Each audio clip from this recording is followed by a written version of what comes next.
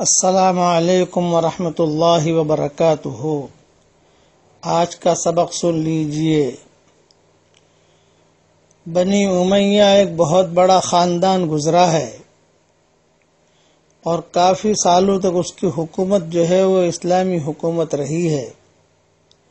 ان کے بعض مکانات میں ایک چاندی کا ڈبہ ہر مکان میں ایک چاندی کا ڈبہ رکھا ہوا تھا اور اس پر سونے کا تالا لگا ہوا تھا اور اس پر لکھا ہوا تھا ہر بیماری سے شفا اس ڈبے میں ہے۔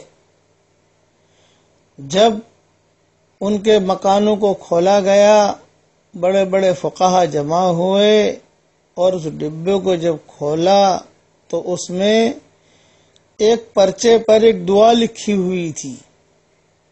وہ دعا لمبی ہے، میں اس کا حوالہ دے دیتا ہوں۔ بکھرے موتی میں بھی وہ دعا ہے اور آج کل جو ہے چھپی بھی ہوئی ہے۔ تو امام شافعی رحمۃ اللہ علیہ فرماتے تھے کہ جب سے میں نے وہ دعا میرے پاس رکھی ہے تب سے میں کبھی بھی کسی طبیب کا یا ڈاکٹر کا محتاج نہیں ہوا۔ یہ دعا لے لیجئے اور اپنے جیب میں بھی رکھیے اور اپنے بچے بچیوں کے جیب میں بھی رکھیے۔ اس کا تعلق پڑھنے سے نہیں ہے، اس کا تعلق رکھنے سے ہے۔ چونکہ امام شافعی کا یہ مجرب عمل رہا ہے اور فقہا نے لکھا ہے۔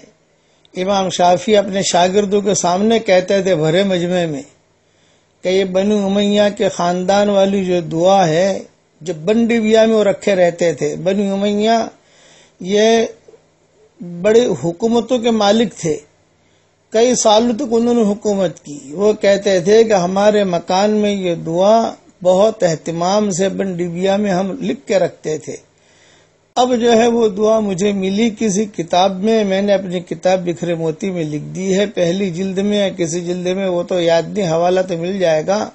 لیکن یہ دعا اگر کسی کو لینی ہو تو میں ایک نمبر آپ کو دیتا ہوں، اس نمبر پر آپ کانٹیکٹ کریں، اپنا ای میل آئی ڈی اس کو دے دو، وہ آپ کو فارورڈ کر دے گا۔ اس نمبر یہ ہے 009192086163۔ عبدالعزیز نام ہے اس کا، یہ میرا جنات ہے، میرا خادم ہے۔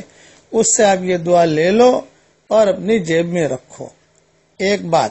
دوسری بات یہ ہے کہ درود شریف پڑھنے کا بہت اہتمام کرو۔ تیسری بات یہ ہے 10 مرتبہ سورہ اخلاص تو ابھی پڑھ ہی لیجئے، جنت میں ایک محل بنا لو۔ 10 مرتبہ سورہ اخلاص پڑھ لو گے تو جنت میں ایک محل بن جائے گا۔ 20 مرتبہ پڑھو گے تو 2 محل بن جائیں گے۔ 30 مرتبہ پڑھو گے تو 3 محل بن جائیں گے۔ کتنا سستا سودا ہے، حدیث شریف میں آتا ہے یہ۔ اس لیے ابھی جب آپ کو یہ میسج ملے تو سب سے پہلے 10 مرتبہ سورہ اخلاص پڑھ کر اپنے لیے ایک محل تو بنا ہی لو۔ اللہ تعالی ہمیں عمل کرنے کی توفیق عطا فرمائے۔ السلام علیکم ورحمۃ اللہ وبرکاتہ۔